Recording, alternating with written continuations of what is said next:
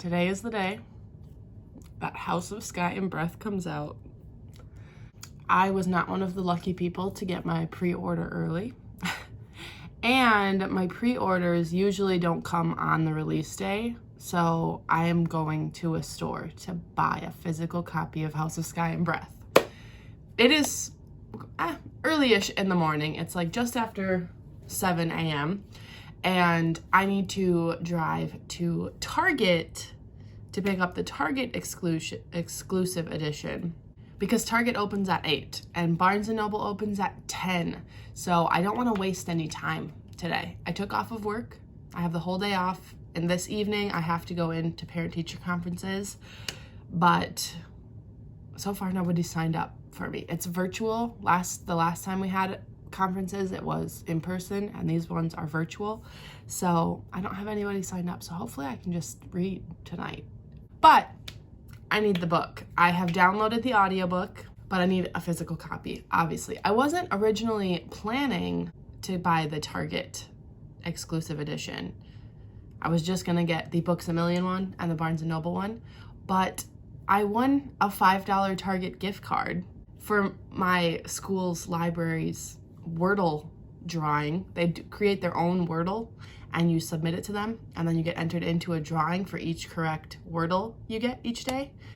And I won, so I've got a $5 gift card to Target, so I'm like, obviously I'm gonna use that to buy the Target exclusive edition, because why not? But yeah, without wasting any more time, I am going to pack up my bag, because when I get my Target copy, I'm gonna sit somewhere and read it until I can get my Barnes & Noble copy, because neither of those places are near where I live. So I can't just like go out, come home, go out, come home. It's like 45 minutes away from me. So I need to go take Ellie out this morning, pack up my bag, and then we're getting going.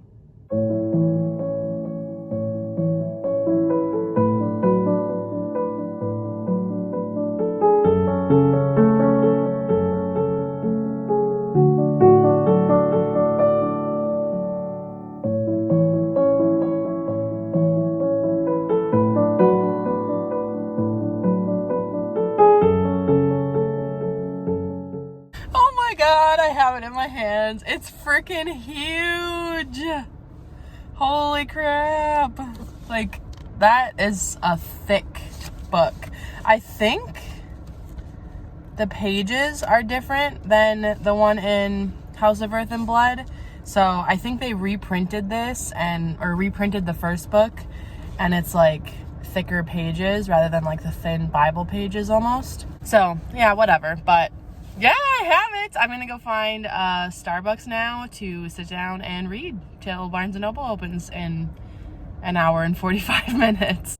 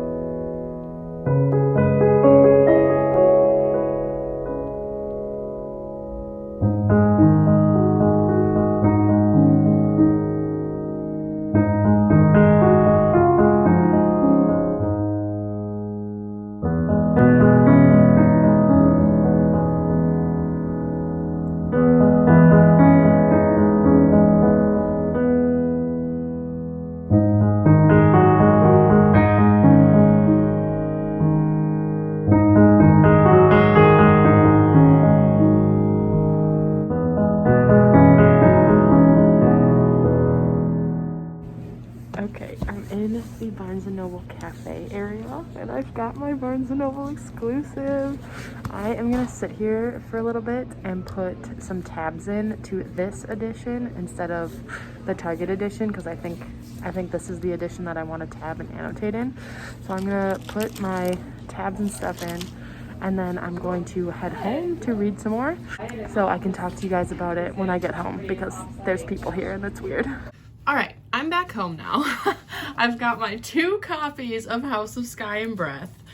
I had so much fun reading in Starbucks. I am on page 153, so I've made it a decent chunk.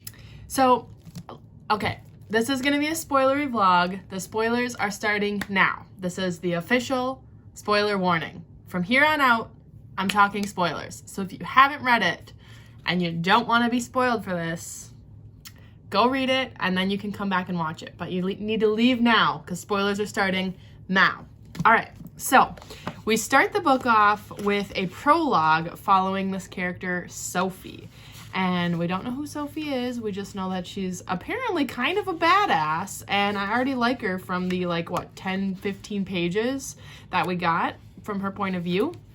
And she's basically in this death camp to save her little brother and to make this escape. And there's this little reveal that she's a Thunderbird, where she's like a human but with powers. And she made the drop, so I don't know if that makes her an immortal human, or if it just makes her a little harder to kill. I'm not entirely sure on that front. So obviously, she's gonna come back later. At the part I'm at now, Therian has already discovered that she was killed by the hind or whatever. She was dropped to the bottom of the ocean, but then her body's not there. The lead blocks were there, but she's not. So he thinks that she's escaped and survived. And then of course Bryce is yeah, we need to find her or her little brother, whoever, wherever Emil, her little brother's at. Even though she promised the Asteri that she would lie low in the last book. I am coming fresh from my reread of House of Earth and Blood, so everything is still very much in my head, which is really nice going into this because I remember everything now. Oh, so Bryce and Hunt have apparently come to this agreement that they don't want to rush into a romantic relationship. They want to kind of get to know each other, build a friendship before they dive into the physical part of their relationship. So obviously that's creating more tension between them, sexual tension. And then it gets announced that freaking the Autumn King, betrothed her, arranged a marriage between her and her cousin, Prince Cormac, who is kind of a D-bag, not gonna lie. Don't like him. Don't know if that'll change. I sincerely doubt it. But obviously Bryce is no. Just because I'm half Fae doesn't mean that my Fae relatives, my Fae male relatives, own me and that I'm property of theirs. Even though they freaking say, yeah, you're a Fae female, so that means you're property of the Fae males in your family. Gag me. That's disgusting. And Jessica has this line that's just yep, that's about right. She says, males will always try to control the females who scare them. Yeah, because you're scared. And Bryce is kind of not into caring about Fae because they're just so backwards. They don't respect Fae females. They look at her like property. And because she's half human, half Fae, they're kind of disgusted by her. They think that she's beneath them. And they think it's a disgrace that she has the starborn power. And she's you know what? I don't even care. All of y'all. So yeah, basically that's where we're at. That's where I'm at. I am going to continue reading until I have to leave for parent-teacher conferences, which I have to be at the school at 4. So it's just after 11 o'clock now, which means I have 4.5 hours before I need to leave. So I'm hoping I can get halfway before then. Maybe even more. No, that's ambitious. Halfway is a good goal. Let's say page 400. So also, this is not related to the story, but the book itself is literally only 2 pages longer than House of Earth and Blood. And it's so much thicker. Let me grab, here it is. at 799 pages, and this one is 801 pages. Like, look at the difference. It's all because they changed the paper here. The paper is much thicker. But anyways, I thought that this was gonna be like I mean, it is a huge chunk of a book, but I thought it was gonna be like over 1,000 pages and like so much longer than this one is, and it's literally 2 pages longer. Also, okay, I'm just noticing this now, and it only slightly bothers me. It bothers me a little bit. But like, House of Earth and Blood is over here written really small, and then Crescent City is written down here really big. And on this one, it's House of Sky and Breath, and then Crescent City is small. And I'm wondering when they reprinted this on the thicker paper, if they've made it look like this. Oh, I don't need another copy of this just so that it'll match this cover. I mean, like, I kind of want to get the thick version of it, but like, I'm not doing that. That's insane. I'm not doing that. Even though I'm gonna have 3 copies of House of Sky and Breath. I've got the Target exclusive, I've got the Barnes & Noble exclusive, and then I've got the Books A Million exclusive coming in the mail sometime. That was my pre-order of it. So I am really helping Sarah J. Maas get to that New York Times bestseller list, like I know that she will. I'm also really curious about like the cover, because there are some small hints in the cover art. So I'm wondering like if Hunt's like eyes here, he's got like a gold eye and a regular gray eye, it looks like. I'm wondering if that means something. He's got like a snake around his hand. Like, what does that mean? What does this stuff mean? I don't know. The only way to find out is to read it. So I'm done talking now. This was a long talk. So I'll probably update maybe in like another 150 pages. That sounds good to me. Or when something like major happens. Also, okay, so my bookshelf tour should be coming. I have already filmed it. I just have to upload it, and I'm not sure when I'm going to be doing that. But I've got my Crescent City books down here. I have 3 of these chunkers coming. Where is that going to fit on this shelf? I'm not getting rid of any of these books. There's no way I can make extra room for it. I might just have to buy a whole new bookshelf. Anyway, okay, let's go read. Let's be done talking. Let's go read. Cormac, the guy who is like betrothed to Bryce, who was a total tool, is Agent Silverbow from the very beginning, who was like helping Sophie escape with these children. I should have known that when I said like I wasn't gonna like this guy, that it was all a trap. To be fair, he was saying some pretty sexist and elitist things, so whatever. I still don't like that he said those things, but like, is he gonna be a good guy now? He's what are they called? Orpheum? Whatever. He's a rebel. Oh, Sarah, why do you do this to me?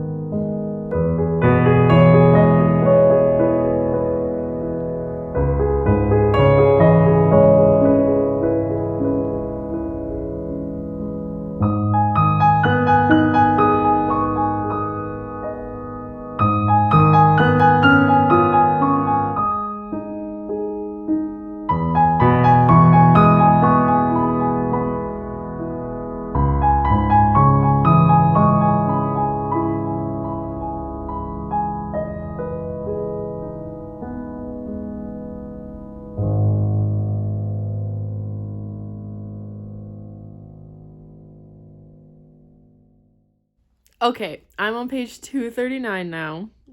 We just had our first like real steamy scene of the book. But then immediately after, Hunt gets thrust into this like pocket realm with Apollyon, who is the Star Eater, who we learned about in the first book. He's like a prince of hell that devoured an Asteri. And he's telling Hunt that he has these powers. Like, why aren't you using the powers that you have?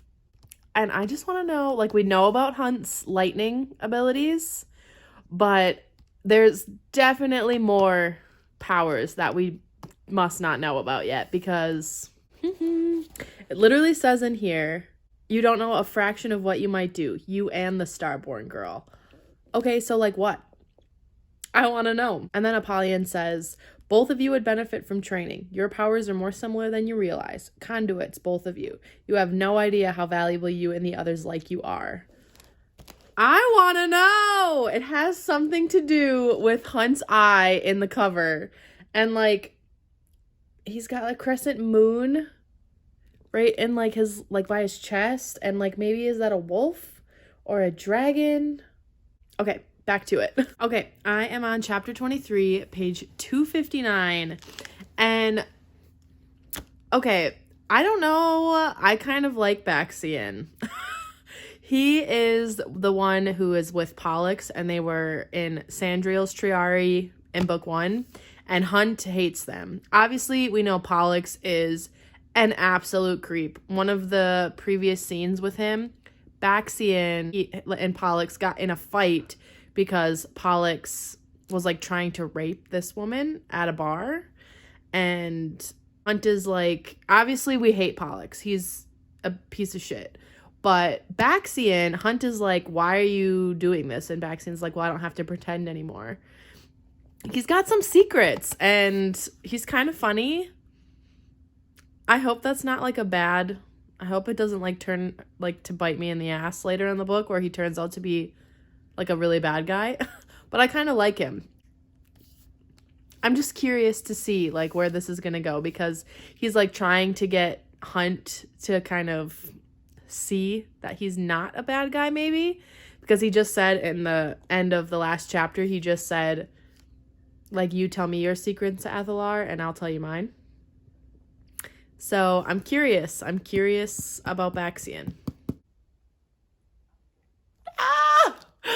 Oh, we just had the scene where Bryce tells Hunt that she loves him, and they have the whole discussion of them being mates and like what that means, because he's an angel and she's half fae, half human. So it's like they're talking about how they're not sure if like the mating bond can happen between species. But, like, she's telling him, like, what that would mean to the fae if he starts going around saying that they're mates. And he's like, yeah, obviously I want that. He says, what does he say? So she says, you're the one who's been defined by other people's terms for centuries. I just want to make sure it's a title you're cool with having forever. And he says, of everything I've ever been called, Quinlan, your mate will be the one I truly cherish. Oh, my God. Hopefully this, like random updates about my thoughts like every single time that they happen isn't getting annoying. Maybe I should just do like once I reach 100 pages, then I do like one giant update. But I just want to talk about my thoughts as they happen. So I'm on chapter 34, page 366. So we got the part where they go to the Bone Quarter to talk to the Underking. Oh my God. Okay, let me start over. Bryce and Hunt go to the Bone Quarter to talk to the Underking about the Reapers that tried to kidnap Rune, who they say the Reapers said that they were sent by, what's his face, the Prince of the Pit. I can't remember his name, Apollyon or something like that. And so they go to talk to the Underking about that, but they're also looking for Sophie and Amir.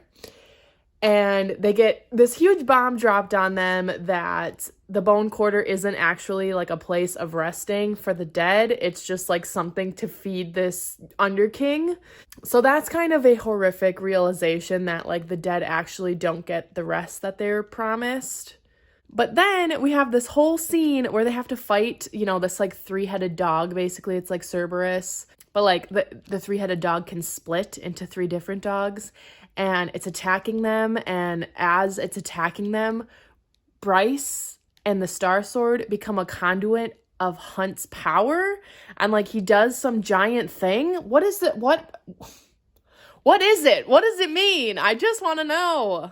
So that's where I'm at. I have about, I don't know, 50 minutes until I need to leave to go to parent-teacher conferences. So I've got to keep reading. I'll probably do a quick update before I leave for that, because I probably won't be able to update like while I'm at conferences. Not that I'll be doing anything, because nobody signed up, but I have to keep an eye on my email. I have to be in the building, so I'll be reading while I'm there. I'm gonna update right before I have to leave, so I'll check in then. All right, I made it to page 411, so I am officially past the halfway mark. Literally, the scene that I am in the middle of right now is when they go to the astronomer and they're trying to like get answers from the three mystics. It's kind of reminding me of that Tom Cruise movie with the precogs. I don't remember what it's called. If you know what it is, let me know down below if you remember. Is it just called precog? No, I can't remember what it's called. It's a really old movie though, but like that's like what I'm picturing when they're talking about the mystics. And they're trying to figure out what happened to Connor and the pack of devils, because obviously the bone quarter wasn't like a legit afterlife thing. So they're trying to figure out what happened. And yeah, that's where I'm at. So I guess I'll check in later. I'm on page 465, and I want it noted that I have a theory that Agent Daybright, who Rune is like mind communicating with, I think it might be the Hind. At first I thought it was Hypaxia, but now I think it might be the Hind. Okay, I'm on page 495, chapter 45, and further evidence of my theory about the Hind being Agent Daybright, or Agent Daybright? Yeah, that's right. So when they like come up on like the crew, she drops this like white stone into the water, and it's described as being like a white light, like Bryce's light. And she drops it in the water and says that she dropped it when she like drowned, maybe didn't drown, Sophie. And then all of a sudden the mer people came to save them and were like, someone sent the light. And Bryce is like, oh yeah, that was me. I'm like the starborn light, like my light that I used. But I don't think that's what they're talking about. I think they're talking about that little white stone that the Hind dropped in. I'm gonna feel really stupid if this isn't right, but that's my theory, and I think it holds water. No pun intended. Oh, also, can we talk about the fact that Hunt is going into a absolute rage to try to save Bryce from this like situation that they're in, and Rune is like, dude, I realized like what I was smelling on you before. Your scents have mingled. You're true mates, like in the Fae sense of the word. You guys are true mates. And she's like, so? And he's like, no, like legit. So it's true. It's true. I'm so happy. Guys, okay, sad news. Sophie drowned. She didn't make it. The mayor said they found her. They were sent to rescue her, but by the time they got there it was too late. How are they sent there? Because the Hind did the light thing. They're even saying like, oh, how would the mayor know to pick her up? Oh, she could have signaled them with her life, or maybe sought meals like they did with Bryce's. Must have signaled them somehow. No, the Hind did it. Also sad that she's not alive though. I didn't see that coming. Also, the fact that when Rune saw the Hind for the first time, he said she was the most beautiful person he'd ever seen. And now she's telling him a story about a witch, and we know she's a witch. It's her. I'm convinced. She's a deer shifter. It transformed her into a deer. Come on. Sarah's not even trying to be subtle about this one. The forest turned the witch into a monster before she hit the earth, because the Hind thinks she's a monster for everything that she's done. Oh. Okay, I'm on part 3 now. Ah! Okay. Okay. Oh my god. I just got to page 696. Baxian was Danica's mate. See, I liked him. Did not see that coming. Nope. He's got a tattoo over his heart that says through love all is possible in Danica's handwriting. Oh my god. Dude, Bryce didn't know anything about Danica. Like, that's basically what we found out through these 2 books. Like, they're besties, but you she hid so much stuff from her.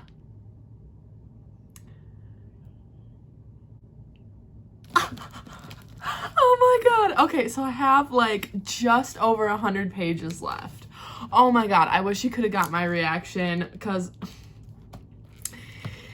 I did the thing where, so it starts down here, like Bryce is like, why are you always popping up? And I flipped the page, and then I looked at the last line, because Danica was my mate, and I was like, ah! Ah! And I started screaming, and Brandon was like, and he's playing video games with his friends, so they have like a Discord server where they can talk to each other. I don't know if that's Discord. I don't know anything about Discord. But anyways, all his friends heard me. Oh my god. Oh my god. Didn't see that coming. Oh, okay. And by the way, totally obvious that the Hind, Lydia, is Agent Daybright. Rune went to this like ball, and they had like a clandestine meeting, right? It's a masquerade ball, and they were gonna meet at midnight, very Cinderella. And then when he got there, what's her name? Hypatia? The other like mean one in the Triari that starts with an H. I can't even remember her name. Truly evil. No, is it Hypatia? No, because Hypaxia, that sounds too similar. The Harpy.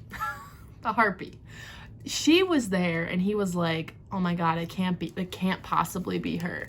And then the Hind was like hiding and coming out, and he's like, oh shit, I'm gonna get caught. So he left. But she was there, and then they met later, like in the mind bridge thing, and she was like, I was there, I know who you are, but he still doesn't know who she is. And he was like, oh my god, I thought you were the Harpy for a second. And she's like, it would have been that bad, huh, to end up being somebody you truly hated? He's like, when the Harpy came out of the shadows, I thought she was you. I panicked for a moment. And she said, that would have been awful for you to have me be someone you hate so much. And he said, it would take some adjustment. And she said, so you do have a notion of what you expect me to be like. And he said, I don't. I just don't want you to be her. Anyways, it's so obvious now. It's like, it's not even a theory anymore. I am convinced, okay? And I'm just waiting for the reveal where I can be like, boom, see, I knew this. But anyways, yeah, definitely didn't see that Baxian was Danica's mate. That blows my mind. Oh, Baxian. Oh my god. Okay, I am gonna go back. I know it's about to go down in this last 100 pages, and I really want to film some of my reaction for it. So I might be back shortly once things start hitting the fan, just so I can like film my full reaction of it, because why not? That would be hilarious to see, I'm sure, because there's gonna be some stuff. Okay. I am on page 760, chapter 73. The gang has infiltrated the Crystal Palace, where the Asteri are, and Bryce has found out some information. Some freaking information. She found out what Sophie found out that was so important, and it's that the Asteri feed off of the first light and the second light of all the people in this world. And they've been lying to the people of this world, saying that they needed to like fuel the city or whatever. But the Asteri have been going from world to world, like conquering and like feeding off of people's power. So if they cut off that power, the Asteri will die. And the reason why hell keeps coming back and the princes of hell like Adis, keep coming back to Midgard.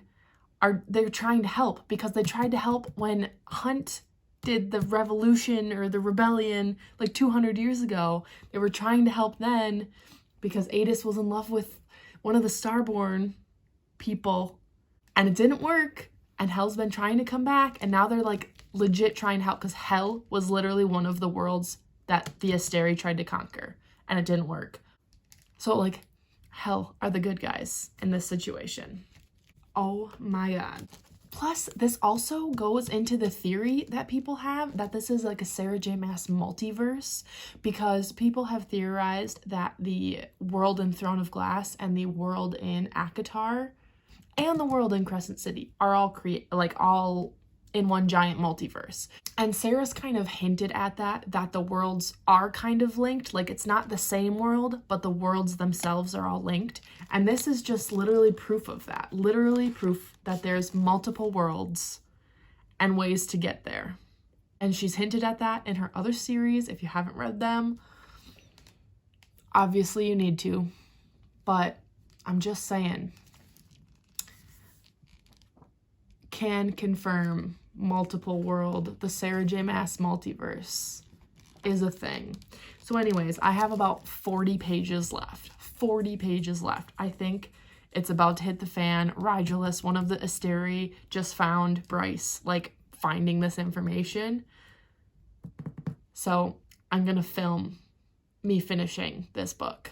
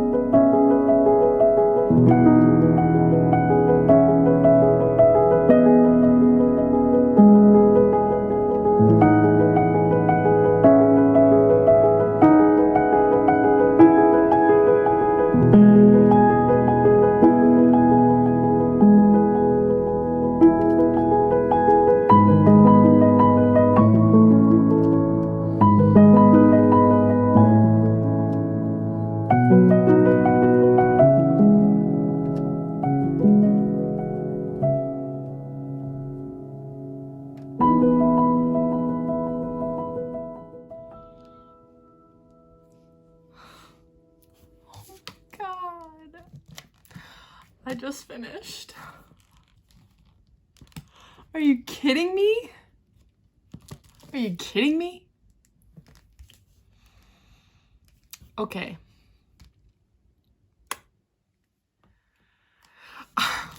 Where do I even start? So I found out that, of course, I was right about the Hind being Agent Daybright and like the little stone. Totally guessed that. Not even sure if that was supposed to be a secret.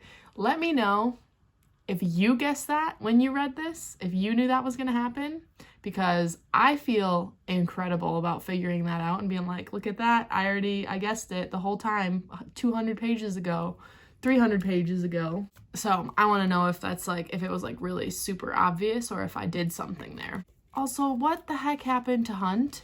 Something happened. He's got the halo on his brow again. Worse than any Gorsian shackle, his power writhed in its iron grip, no longer his to fully command. Just as his own life, his freedom, his future with Bryce. Gone. Then Hunt knew nothing at all.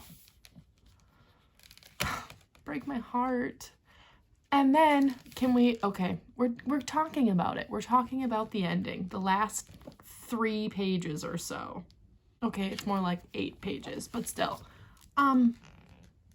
Bryce goes to Prithian. She goes to the Akatar world. I just was talking about how it was like totally laid out for us that it's a multiverse and that the worlds are like connected. And Sarah has been hinting at that for a while now. She hinted at it in several other books. But she goes and she meets the inner circle, guys. Like, are you kidding? The last line, hello, Bryce Quinlan. My name is Rhysand. That's where we're going to end the book. The fact that I know I'm going to have to wait at least a year. It's probably realistically going to be more like 2 years. Because it was 2 years between House of Earth and Blood and House of Sky and Breath. And it's probably going to be 2 years. 2 years till I get the next book. The fact that she literally opened a portal and went to Prithian, went to the Night Court. And the Star Sword and the dagger, I forget the names. I know that was important. I'm pretty sure that was mentioned in A Court of Silver Flames. The sword that was lost to the sea or something like that. And then its matching dagger or something. Somehow those were important. I can't remember the details. I just know that they were mentioned. And I'm going to be rereading A Court of Silver Flames. So I'm going to have to make note of if it's mentioned, when it's mentioned. The worlds are connected. Now we just need a Bryce to get connected with the Throne of Glass world. I'm just amazed. I'm going to have to wrap up my final thoughts tomorrow. I'm going to sleep on it and think on it all day tomorrow because I'm really tired now and I've been reading literally all day. And I need to sit with this. And I will read the bonus material. This edition has it, the Target edition has it, and whenever my Books A Million copy comes, that one has a different bonus material. All 3 of them have something different. So I'll have to read those. Not that it's gonna give me what I need at this moment. It's just gonna be bonus. It's just gonna be extras. I'll take it. I'll take the scraps, but all right, so I'll check back in tomorrow to kind of wrap this whole thing up. But, all right, cut to tomorrow me that I'm a little more relaxed, maybe. Okay, it is the next day, and I think I'm ready to wrap up my thoughts on House of Sky and Breath. So, I already know, if I didn't say this in the last clip, obviously I'm giving this 5 stars. I just said I am ready to wrap up my thoughts, but I don't know what to say. I don't know what else to say that I haven't already said. I'm just so glad that I read this all in one day because I feel like it's one of those stories that just keeps you turning the pages to find out what happens next. And that ending, I'm very curious to see if in the next Court of Thorns and Roses books, in the next book when it comes out, if that is going to be the main plot line. Because we have that crossover with the Inner Circle at the very, very end.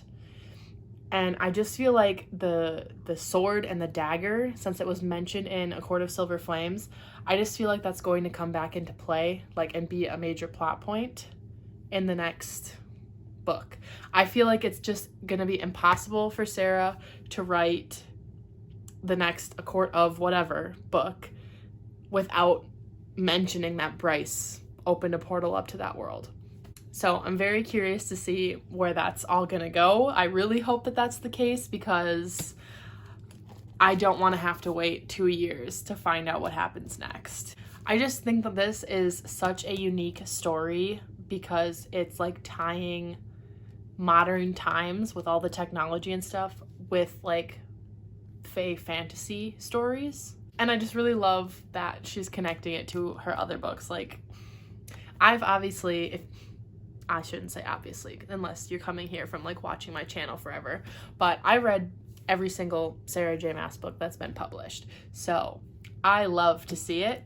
If you haven't read Sarah's other books though, and you're on this one, highly recommend going to read her other ones. It's not going to have the same like modern technology aspect to it, but obviously if the stories are going to tie together, it's just going to be so much more meaningful to know all of the background. But yeah, thoroughly enjoyed my reading experience of this. I did go and read the exclusive like bonus content in both of them.